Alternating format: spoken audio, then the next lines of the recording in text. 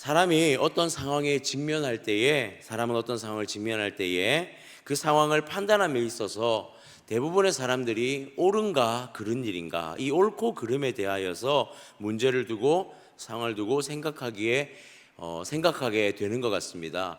어떤 상황에 옳은 상황, 어떤 상황에 그른 상황인지를 그 상황에 대입하여 놓고 그 상황의 문제를 해결하려 한다는 것이죠. 정의로운가, 공의로운가. 그런데 사람에게 있어서 과연 이 옳고 그름에 대한 문제를 온전히 파악할 수 있을 만한 진정한 그 능력이 있는지 또한 우리는 조금 고민해 볼 필요가 있는 것 같습니다. 사람이 가진 그 기준과 사람이 가진 지혜가 그 한계가 있기에 우리가 어떠한 문제와 상황에 대하여서 옳고 그름의 기준만을 가지고 그 상황을 한다는 것은 어렵다는 사실이죠. 엘리후의 등장, 이 욥기에서 엘리후의 등장, 그리고 그 엘리후가 주장하는 바는 분명히 세 친구와는 조금 다른 주장일 수가 있습니다.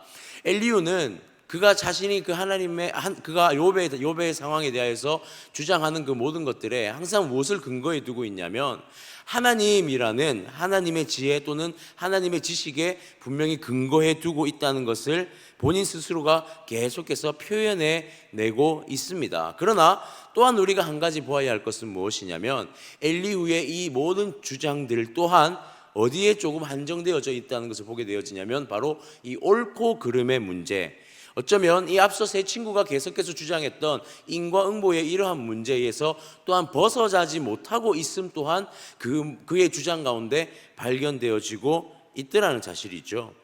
엘리후는 세 친구들이 계속해서 주장하였던 이 인과응보, 규범적 지혜에 대하여서 그리고 또한 나아가서 욥의 반성적인 어떠한 지혜, 하나님의 주권적인 주장에 대하여서 모든 것을 수용하며 모든 것을 또한 같이 이렇게 교합하여서 설명하고 있는 것을 보게 되어집니다. 그러나 우리가 이 욥기 36장 이제 하나님께서 임재하셔서 하나님께서 발언하시기 바로 이전의 말씀인데요, 이 마지막 엘리후의 주장 가운데 엘리후의 관점이 무엇이고 또한 우리 그리스도인들이 하나님 앞에서 어떠한 고난에 대한 어떠한 이해를 가지고 있을 때에 고난의 문제를 또한 우리가 조금 더 깊이 이해할 수 있는지를 우리가 좀 살펴보았으면 좋겠습니다.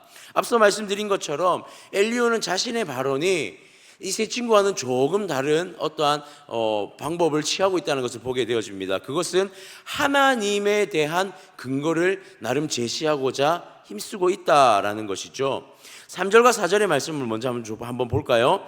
내가 먼 데서 지식을 얻고 나를 지으신 이에게 의를 돌려 보내리라. 진실로 내 말은 거짓이 아니라 온전한 지식을 가진 이가 그대와 함께 있느니라.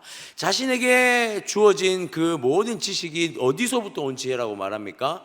먼 데서부터 온 지식이다라고 말하고 있습니다. 그러니 일반적인 사람들이 아는 지식은 아니다라는 것이죠.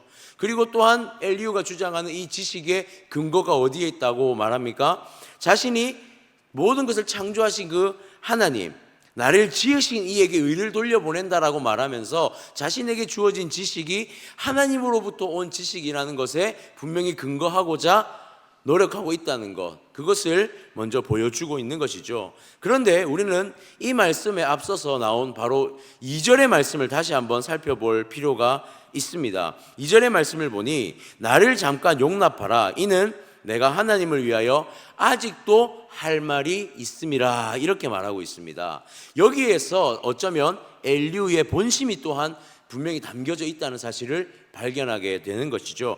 나를 잠깐 용납하라. 그렇게 말하고 있습니다. 그리고 아직도 여전히 할 말이 남아있다라고 말하면서 엘리후의 이 주장 가운데 무엇이 또한 가미되어져 있습니까? 포함되어져 있습니까?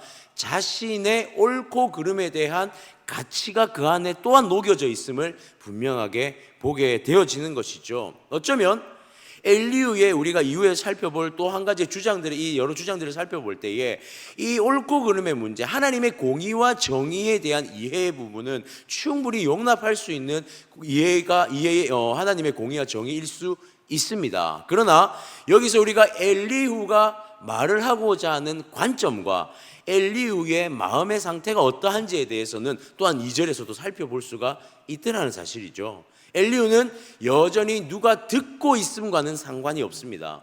욥이나 세 친구가 자신의 말을 듣는 것에는 그렇게 크게 중요하지 않더라는 것이죠. 자신의 의견과 자신의 지혜를 드러내고 표현해내는 데에 집중되어져 있는, 즉 자신이 가지고 있는 지혜를 관철시키는 것에 조금 더 집중되어 있다는 것에 우리는 그것을 발견할 수가 있더라는 사실입니다. 여러분, 공감하지 못함, 우리가 계속해서 이 고난에 대해서 살펴봄에 있어서 그 고난에 대해서 세 친구 또한 무엇이 없었습니까? 욥의 상황에 대한 공감, 욥의 그 처한 상황에 대한 이해가, 고난에 대한 이해가 없었다라는 것이죠. 욥의 상황에 처한 그 상황을 함께 공감하고 이해하며 위로와 격려에 앞서 그들은 그 고난의 이유에 몰두해 있는 모습을 보았고, 엘리후 또한 하나님에 의한 지혜라고 포장하고 있지만 결국에는 무엇에 함몰되어져 있습니까? 그 고난의 이유라는 것에만 함몰되어져 있는 것을 보게 되어지더라는 사실입니다. 우리가 이런 관점에서 이 엘리후가 주장하는 이 지혜에 대해서 한번 조금 먼저 살펴보기를 원하는데요. 6절과 7절에는 이렇게 말씀하고 있습니다. 악인을 살려두지 아니하시며 고난받는 자에게 공의를 베푸시며 그의 눈을 의인에게서 떼지 아니하시고 그를 왕들과 함께 왕자에 앉히사 영원토록 존귀하게 하시며, 자, 하나님은 지혜와 능력이 무궁하신 분이시며 하나님은 모든 땅을 다스리는 분이신데, 여기서 가장 먼저 표현한 것이 무엇이냐면 바로 악인에 대한 하나님의 대처에 대해서, 악인에 대한 하나님의 모습에 대해서 말하고 있습니다. 그러니까 지금 뭘 말하고 싶은 것이냐면 공의와 정의의 하나님에 대해서 표현하고 싶은 것이죠. 틀린 말이 아닙니다. 엘리후의 하나님에 대한 이해를 정리하자면 하나님께서 다스리는 세상은 공의로운 세상이고 그러한 권선징악의 의로움이 실현되는 곳이 바로 하나님의 나라임을 표현하고 있더라는 것이죠. 그리고 그 하나님이 다스리는 나라 속에 이 고난에 대하여서 8절에서 16절에 조금 더 구체적으로 표현해내고 나열해내고 있습니다. 8절을 한번 볼까요? 8절과 9절을 한번 볼까요? 혹시 그들이 족쇄에 매이거나 환난의 줄에 얽혔으면, 고난의 상황입니다. 그들의 소행과 악행과 자신들의 교만한 행위를 알게 하시고, 보시면 고난의 족쇄에 매인 자들에게 있어서 하나님은 어디에 관심을 두고 있다고 말하고 있습니까? 그들의 소행과 악행, 고난의 이유에 대해서 하나님께서는 분명히 드러내신다라고 말하고 있습니다. 고난의 이유를 그들이 그 어떠한 행위를 통해 고난을 받고 있는지에 대한 그 이유를 하나님이 드러내신다라고 말하고 있는 것이죠. 그리고 10절을 볼까요? 그들의 귀를 열어 교훈을 듣게 하시며 명하여 죄악에서 돌이키게 하시나니, 고난에 대한 이유를 듣게 하시고 그 다음에는 그 이유에 합당한 돌이킴을 요구하시는 하나님이다라고 말하고 있습니다. 그리고 10절에서 11절을 보게 되어지면 그들이 11절과 12절을 보게 되어지면 만일 그들이 순종하여 섬기면 형통한 날을 보낼 것이며 즐거운 해를 지낼 것이고, 또한 만일 그들이 순종하지 않으면 칼에 망하고 지식 없이 죽을 것이다 라고 하나님의 공의와 정의에 대한 엘리후의 이해가 어떠하냐면 선과 악의 구분을 통해 돌이키는 자 다시 행복하게 살 것이고 돌이키지 않는 자 죽을 것이다 라는 공의와 정의의 이해를 나열하고 있는 것입니다.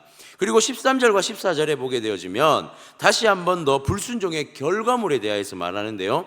마음이 경건하지 아니하는 자들, 분노를 쌓으며 하나님이 속박할지라도 도움을 구하지 아니하나니, 여기서 이게 무슨 말이냐면 이 때가 지나버리면, 회개의 때가 지나버리면 더 이상 돌이킬 수 없는 상황까지 오게 되더라는 상황입니다. 그러면서 14절에 그들의 몸은 젊어서 죽으며 그들의 생명은 남창과 함께 있도다. 15절까지 볼까요? 하나님은 공고한 자를 그 공고에서 구원하시며 학대당할 즈음에 그의 귀를 여시나니, 그러므로 하나님이 그들을 환난에서 이끌어내사 좁지 않고 넉넉한 곳에 옮기려 하셨은즉 무릇 그대의 상에는 기름진 것이 놓이리라. 즉 돌이킬 시기가 되었을 때 하나님 앞에 돌이키지 아니한다면 기회가 사라지고, 하나님 앞에 온전히 돌이키면 다시 한번 그 상에 기름진 것이 놓여지는, 다 회복될 수 있을 것이라는 자신의 어떠한 공의와 정의에 대한 이해를 주장하고 있더라는 사실입니다. 여러분, 이것이 바로 엘리후가 주장하는 공의와 정의인데요. 지금 이 주장하는 공의와 정의를 얼핏 살펴보면 그럴듯해 보입니다. 틀린 말이 없는 것 같아 보이기도 합니다. 하나님의 공의와 정의는 분명히 선과 악의 구분이 있죠. 하나님의 정의와 공의에는 선과 악의 구분과 심판이라는 결말이 분명하게 있습니다. 그런데 문제가 무엇이냐면 지금 이 고난의 상황에 대한 이해의 관점에서 이 엘리후의 주장은 어쩌면 조금은 편협한 자신의 그 선과 악이라는 그 이분법적인 관점 안에 함몰되어져 있는 모습이라고도 볼 수가 있더라는 사실이죠. 고난에 대한 이해를 분명히 자신이 하고 있는 듯하게 보여지지만 사실은 자신이 고난의 전문가인 것처럼 말하고 있지만 하나님의 고난이 단순히 이러한 이분법적 해석만 가지고는 이해할 수 없다라는 것에 자신은 그것에 더 깊이 들어가지 못하고 있는 모습을 엘리후의 주장 가운데 볼 수 있더라는 사실입니다. 그리고 엘리후는 자신의 이러한 고난에 대한 이해를 가지고 17절에서 24절, 25절까지 이 욥의 인생의 욥의 상황을 대입시켜 놓고 있는 것을 보게 되는 것이죠. 17절 보니 이제는 악인의 받을 벌이 그대에게 가득하였고 심판과 정의가 그대를 잡았나니, 욥이 지금 정확히 자신이 주장하는 공의와 정의의 상황에 들어가 있는 상태다라고 말하고 있는 것입니다.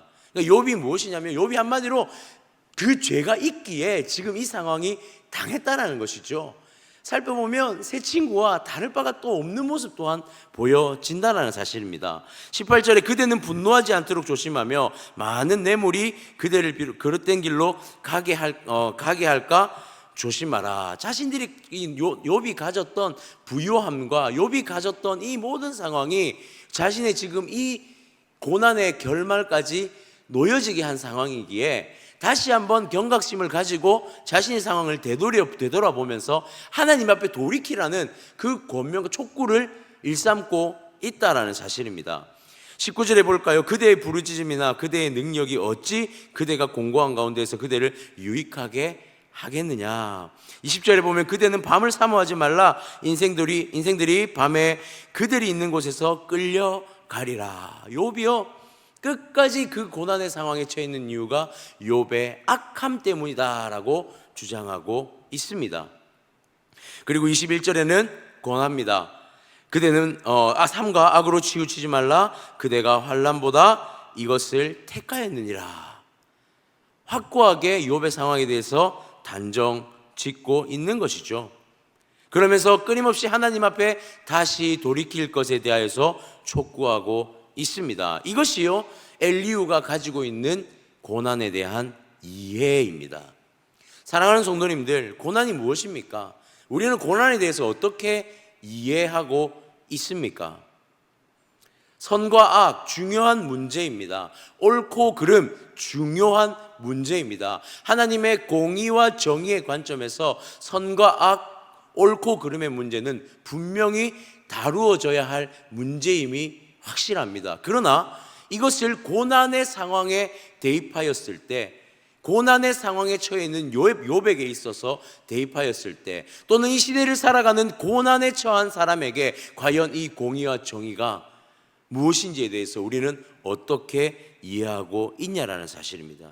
이 땅을 살아가는 신자에게 있어서 고난의 문제를 단순히 선과 악, 옳고 그름의 이분법적인 그러한 사고방식으로만 접근하게 되어진다면 과연 그것은 무엇으로만 남을까요?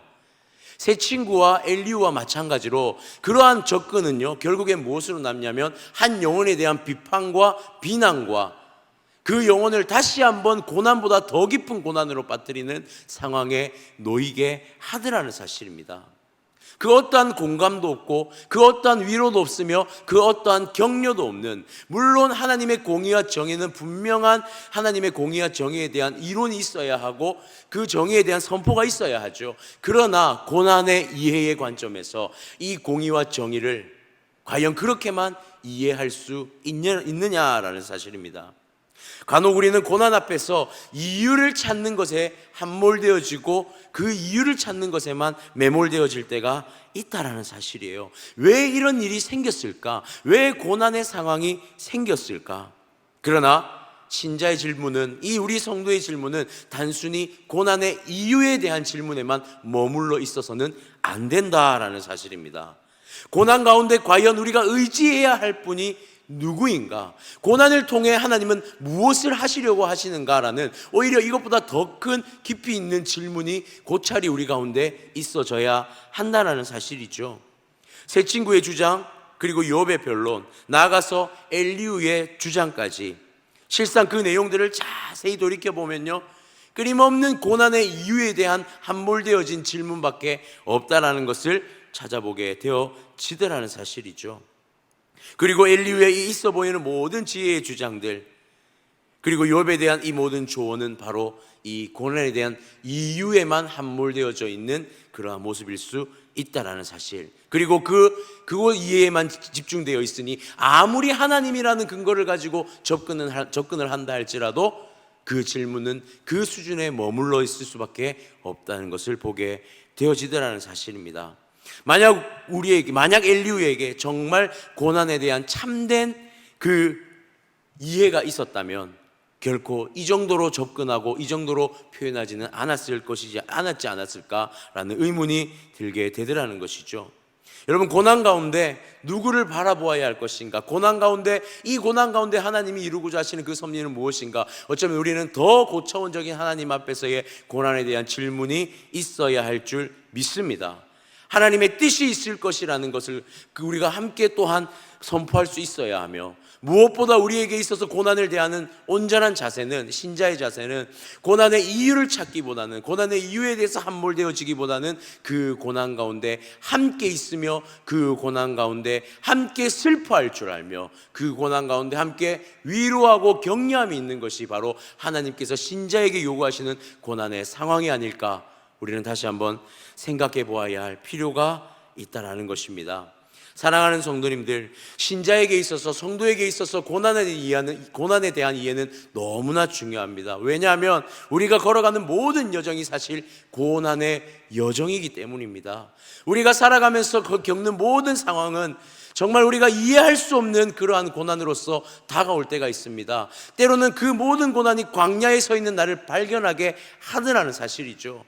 그럴 때에 우리는 분명한 고난에 대한 이해를 가지고 있어야 한다는 사실입니다. 고난의 이유에 파묻혀서 함몰되어져 살아가는 것이 아니라 우리의 신자의 고난에 대한 이해는 하나님의 섭리의 관점에서 하나님이 과연 이 고난을 통해 무엇을 이루실지, 또한 이 고난을 걸어가는 우리를 하나님께서 인도하신다는 사실을 끝까지 붙들고 나아가는 것이 바로 우리의 고난에 대한 이해가 되어져야 되지 않겠습니까?